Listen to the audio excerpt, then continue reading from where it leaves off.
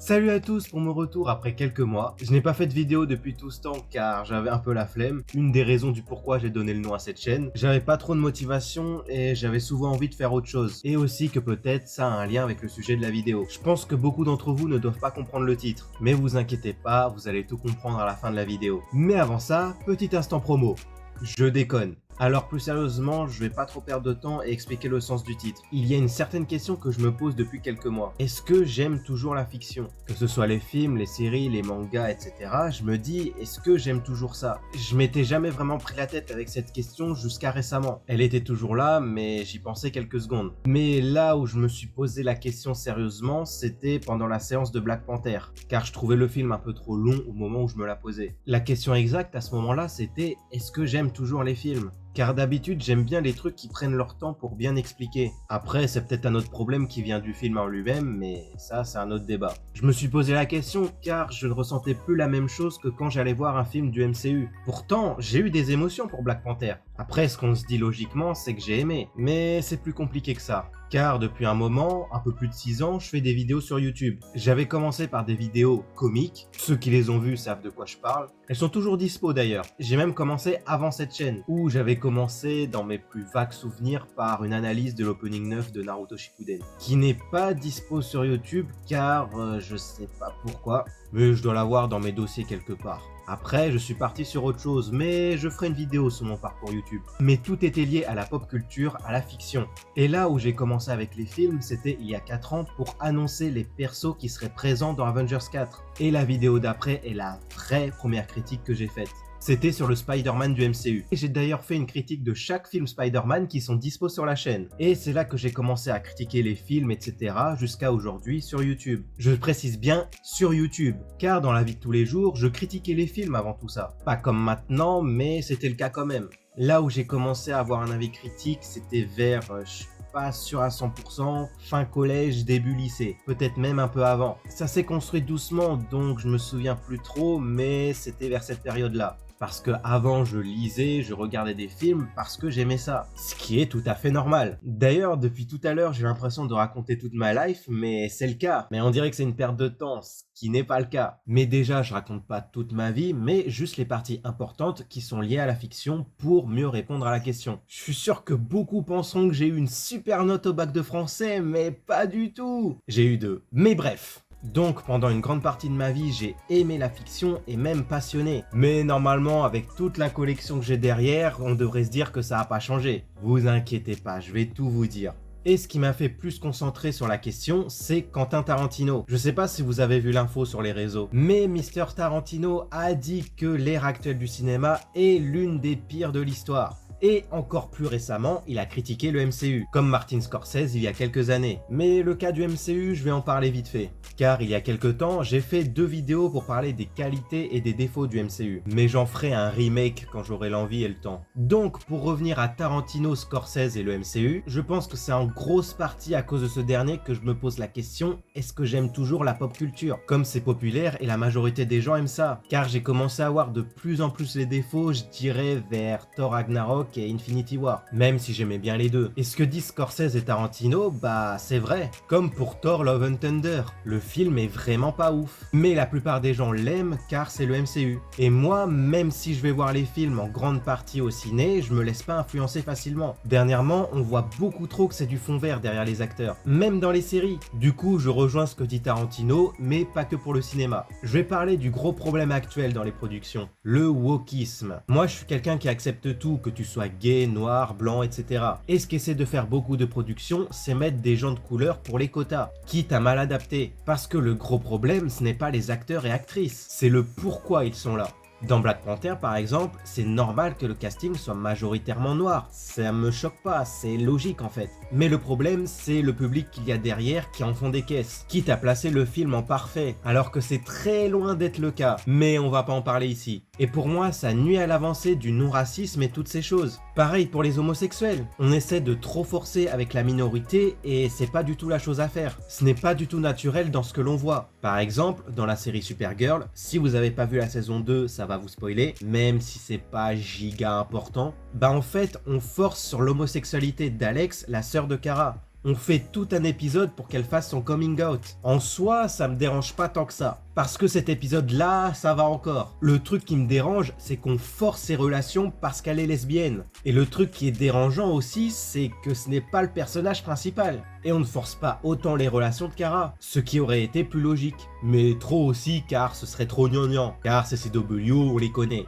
Pour ceux qui croient que je suis homophobe, je vais vous donner un parfait exemple de relation homosexuelle que j'aime. The Last of Us partie 2. On n'en fait pas des caisses, c'est la relation du personnage principal, c'est pas gnangnan, et on s'arrête pas toutes les 5 minutes pour dire qu'elle s'aime. En même temps, c'est pas vraiment ce que veut raconter le jeu. C'est pas chiant et c'est bien fait. Je vais pas parler en détail de cette relation car c'est pas le sujet de la vidéo. Et ça en parle peut-être déjà sur YouTube ou autre. Et si j'en trouve pas, je vais peut-être en faire un sujet de vidéo. Le gros problème aussi, c'est de vendre ton film ou ta série par rapport à la couleur de peau ou la relation sexuelle de ton personnage principal. Ce qui a été le cas récemment avec l'adaptation live de La Petite Sirène. La promo est, pas exclusivement, mais beaucoup fait sur la couleur de peau du personnage. Je sais pas si vous avez vu récemment une vidéo tournée des enfants métis, noirs, etc.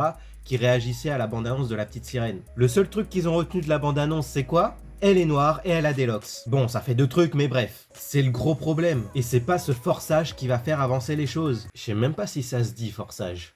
C'est même pas l'histoire ou le visuel qui est retenu. Déjà, c'est vrai que l'histoire, du Disney je précise, quasiment tout le monde la connaît. Parce que l'histoire originale est beaucoup plus sombre. Mais c'est pas le sujet. J'essaie de pas trop m'écarter, mais faut que j'explique un peu ce que je veux dire. Comme je disais, quasiment tout le monde connaît l'histoire du Disney. Elle est pas si ouf que ça. Et là, je ne vois pas le dessin animé retranscrit en live. C'est pas raciste de dire ça, mais je ne vois pas Ariel. L'actrice chante sûrement très bien, mais elle n'a pas le profil pour jouer Ariel. C'est comme si tu me prenais moi pour jouer Captain America. Et je trouve ça vraiment triste pour l'actrice, car elle a été prise pour le rôle en partie car elle est métisse. Et aussi pour son chant, mais ce n'est pas la plus grosse raison. Et c'est vraiment chiant de prendre des acteurs de couleur juste pour remplir les quotas. Ils sont utilisés pour ça, en partie. Mais maintenant, dans les fictions, dès que je vois un personnage de couleur ou homosexuel, j'ai l'impression que c'est pas naturel et que c'est incrusté là en fait. Et ça m'énerve de voir le côté mauvaise production impacter ce que je vois à l'écran. Et ça se voit beaucoup dans les adaptations, que ce soit de jeux vidéo, de romans ou de comics.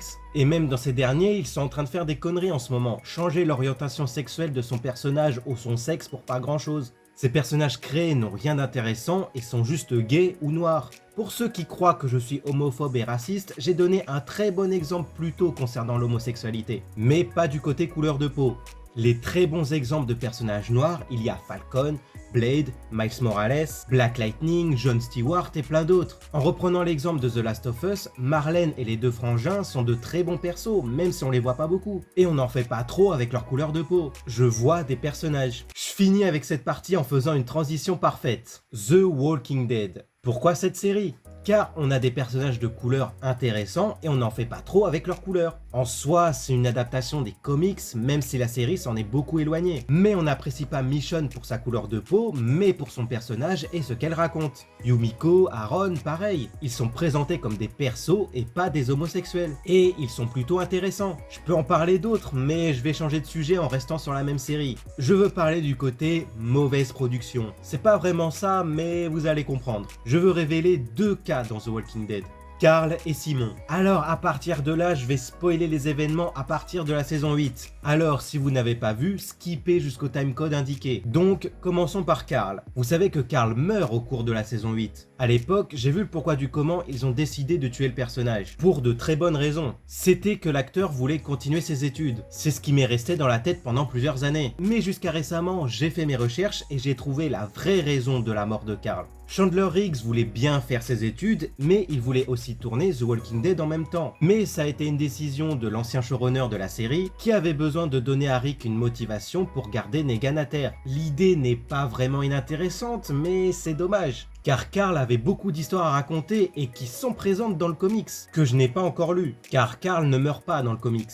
Ainsi que Sophia, mais on ne va pas s'éterniser là-dessus. Mais c'est pas le pire cas qu'on ait eu. Je vais passer au cas Simon, ça va être assez rapide je pense. On nous dit que Simon est le bras droit de Negan et l'un des premiers sauveurs, mais quand on voit quelques flashbacks, le personnage n'est pas présent. Pourquoi ? Car l'acteur n'était pas dispo à ce moment-là. Je n'ai rien trouvé par rapport à ça, mais c'est ce qui me semble le plus probable. Le spectateur lambda ne s'en rendra sûrement pas compte. Mais moi qui suis un peu plus expert, je le perçois et je le ressens. Oui, je suis un expert, mais il y a meilleur que moi. Et c'est pas la seule fiction qui fait ça. Je l'ai remarqué dans plusieurs productions et ça me dérange. Beaucoup vont dire oui mais c'est de la fiction, c'est pas réel. Ce qui est vrai, mais quand tu regardes un film, une série ou autre, tu veux t'évader et changer d'univers. On n'a pas envie que le côté réel intervienne dans ce qu'on regarde. Ok, certains films et séries ont vieilli, mais ça reste quand même un autre univers. Et il faut se plonger dans le contexte de l'époque. Et pas seulement dire c'est trop ancien. Car un des trucs que je n'aime pas au niveau de la pop culture, c'est le public expert. Ils vont dire que tel truc ou tel truc est bien ou pas bien, mais sans argumentation. C'est une des raisons qui m'a poussé à faire des critiques. Chacun aime ce qu'il veut, mais va pas dire que c'est bien ou pas bien sans argument. Dans mon entourage, je suis un des mieux placés pour critiquer les trucs. Je n'aime pas que les gens restent dans le déni, et sortent de la merde aussi. Ok, ce ne sont que des films, des séries, des mangas, etc. Mais il faut savoir bien parler. On n'est jamais à 100% objectif. Je sais que moi, je vois des trucs que certains ne voient pas. Par exemple, pour Avatar 2, j'ai très bien vu les passages de 48 images par seconde à 24. Et inversement. Je vais pas détailler ici le pourquoi du comment ça a été fait comme ça, d'autres vidéos le font très bien. J'en ai appris un peu plus grâce à Durandal d'ailleurs. Mais moi, personnellement, ça ne me dérange pas. Mais ce n'était pas une bonne idée. Et il n'y a pas débat là-dessus. Je peux expliquer pourquoi c'est pas bien, mais je pense que je le ferai si on me le demande en commentaire, pour le référencement. Donc je peux paraître arrogant quand je m'exprime, mais c'est que je maîtrise le sujet. Je peux essayer de le faire d'une autre façon. Mais je sais que j'aurai souvent raison quand je vais parler de ça. Beaucoup sont meilleurs que moi, j'ai encore beaucoup à apprendre. Mais je sais que je fais partie des experts. D'ailleurs, faudra que je fasse un jour quelques réactions aux anciennes critiques en live. Comme ça, on verra si je suis meilleur qu'avant. C'est vrai que maintenant, la question que je me pose, ce n'est plus si j'aime ou j'aime pas. C'est si c'est bien ou pas bien. C'est que pour critiquer un film, il faut savoir mettre ses goûts de côté. Il y a plusieurs trucs que j'aime, mais qui sont mauvais. Et inversement. Mais c'est vrai que je mets peut-être un peu trop mes goûts de côté et essaye de partager ce que je vois avec les gens lambda. Quitte à être arrogant. Mais quand tu as des arrogants en face, c'est pas la même. Je vais dire une vérité. Star Wars 8 est le meilleur de la postlogie. C'est logique. Parce que j'ai analysé les 3 films et me suis renseigné. Ce sera peut-être une vidéo à faire, mais peut-être que ça existe déjà.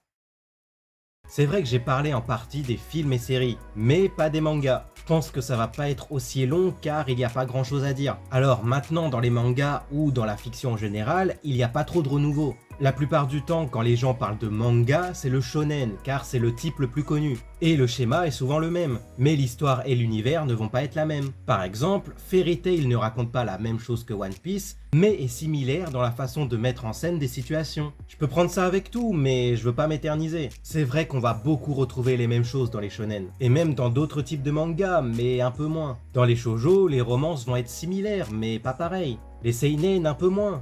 Mais tout ça pour dire qu'on va souvent retrouver les mêmes choses car tout a déjà été fait, à quelques exceptions près. Le héros dans les shonen va souvent affronter le plus grand antagoniste de son univers. Dans Dr. Stone, ça va pas être à la même échelle, mais je pense que ça va être le cas. Mais voilà, beaucoup de similitudes, mais pas fait de la même manière. J'ai pas trop envie de m'attarder, mais je peux pas conclure la vidéo comme ça. Ce que j'ai dit pour les mangas, ça vaut aussi pour le reste. Et j'ai pas parlé des fins. Pas tout le monde n'est satisfait des fins de manga. De saga au cinéma, un peu moins, mais ça existe. Dans les mangas, il y a aussi le fanservice. C'est aussi présent dans les films et séries, mais pas de la même manière. Le fanservice, comme son nom l'indique, c'est pour satisfaire les fans. Le fanservice le plus connu, c'est les femmes sexy et les gars sexy. On peut le voir dans plusieurs mangas, mais je vais pas en parler ici car ça serait trop long. Et je connais pas tout. Et il y a déjà des vidéos qui traitent ce sujet. La question qu'on peut se poser, c'est est-ce que le fanservice est bien? C'est une question très difficile. Le fanservice à l'échelle LeBron James, moi perso, sans être un pervers, ça ne me dérange pas quand c'est bien placé. Quand c'est trop abusif, par exemple dans High School DxD, il y a des réunions sous la douche où tu les vois à poil juste pour les voir à poil. Ça je n'aime pas, mais à d'autres ça va plaire. Mais c'est souvent les ados en chaleur. Et le fanservice, genre Spider-Man No Way Home, ça j'ai kiffé car c'était un de mes rêves. Même si je kiffe toujours de voir les 3 dans le film, ça aurait pu et dû être mieux. Mais j'en parlerai plus en détail dans ma critique. Il y en a une d'ailleurs que j'ai tournée l'année dernière qui est ma critique à chaud, que je n'ai pas fini de monter. Ça va faire un peu plus d'1 an quand même. Mais j'en referai une autre avec l'esprit plus posé et critique. Dans les fictions, on parle aussi de classiques. Ce sont des fictions qui n'inventent rien, mais qui sont quand même divertissants. Ça, c'est pour les trucs récents. Mais il y a beaucoup d'anciennes séries, films, etc. qui sont des classiques. Que ce soit les animés Disney, Star Wars ou Dragon Ball. Ce n'est pas les plus gros scénarios, mais ils ont marqué leur époque. Et pour l'époque, c'était pas mal. Maintenant, beaucoup de trucs sont vus comme trop anciens. Mais il faut juste sortir de sa zone de confort et se mettre dans le contexte de l'époque. Donc, pour répondre à la question de la vidéo, si, j'aime toujours la fiction, mais je ne l'aime plus de la même manière. Maintenant, un jeu vidéo, je vais plus m'intéresser à l'histoire qu'il raconte qu'à son gameplay. Maintenant, ce qui m'intéresse n'est plus vraiment l'histoire racontée, enfin pas tout le temps, mais ce que racontent les personnages. Je ne vais plus m'intéresser seulement aux scènes d'action, mais comment c'est monté et pourquoi c'est là. Ce n'est plus l'histoire et le scénario qui vont m'intéresser, mais ce sont les personnages. Je ne pense pas être le seul dans ce cas, mais on est très peu à voir les choses comme ça. En fait, je n'aime pas dire parce que j'aime c'est bien ou inversement. Je ne dis pas non plus les gens aiment donc c'est bien. Ce que j'ai appris ces dernières années, c'est que pour juger quelque chose, il fallait mettre ses goûts de côté et l'analyser plus objectivement. Je n'ai pas réussi du jour au lendemain et j'ai encore de la marge, mais je m'améliore chaque jour. Et aussi, comme vous le voyez très bien derrière moi, je suis un collectionneur, mais je vais pas prendre quelque chose que je n'aime pas. Exemple, j'ai Venom 2, c'est un mauvais film, mais je ne le déteste pas. Et j'achète aussi les trucs pour compléter une collection, que ce soit mauvais ou non. Parce qu'en soi, je les aime bien. Arthur Malédiction, par contre, je vais pas m'acheter ça, faut pas déconner non plus. En fait, moi, en tant que public, je suis assez facile. C'est pour ça que je me pose plus trop la question si j'aime ou pas. Je peux voir tout type de film, mais c'est vrai que je vais être attiré par le cinéma populaire. Car peut-être, je veux montrer aux gens que ce n'est pas si bien. Mais je ne veux pas changer les goûts des gens. Juste ne pas avoir de mauvaises idées. Quand je maîtrise un sujet, je le montre. Surtout à ce niveau-là. Mais il faut quand même que je fasse attention à comment je le dis. Parce que mon but, c'est que les gens m'écoutent et sortent de leur zone de confort et ne fassent plus les faux experts. Après, chacun fait ce qu'il veut, mais juste ne pas dire de la merde. C'est tout. Comme dire que One Piece est le meilleur manga. Mais si vous avez bien écouté la vidéo, vous savez à peu près quel est mon avis sur la question. Bon, la vidéo était longue, mais c'était important pour moi. J'espère que j'ai été assez clair, sinon les commentaires sont là pour ça. J'aimerais bien aussi avoir d'autres points de vue, peut-être que ça va améliorer mes expériences futures. Et sur ce, on se retrouve pour de prochaines vidéos. Peut-être mon avis à chaud sur No Way Home. Et je vais aussi reprendre les vidéos sur ma chaîne secondaire qui est en description. Sur ce, c'est tout pour moi. Ciao.